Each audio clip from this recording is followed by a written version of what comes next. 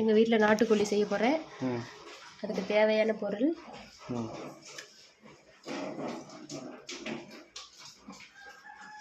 கொத்தமல்லி 2 ஸ்பூன், மிளகு 2 ஸ்பூன், சீரகம் 2 ஸ்பூன், வடமிளகாய் 4, சின்ன வெங்காயம், தக்காளி, இஞ்சி பூண்டு, பட்டை லவங்கம், கசகசா, தேங்காய் கொஞ்சோண்டு, கொத்தமல்லி கருவேப்பிலை, இஞ்சி பூண்டு பேஸ்ட்டு, சிக்கன் மசாலா, கரம் மசாலா, மல்லித்தூள்.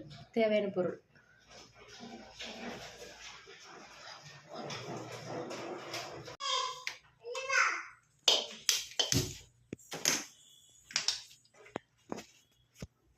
அதில் எண்ணெய் ஊற்றிக்கலாம்.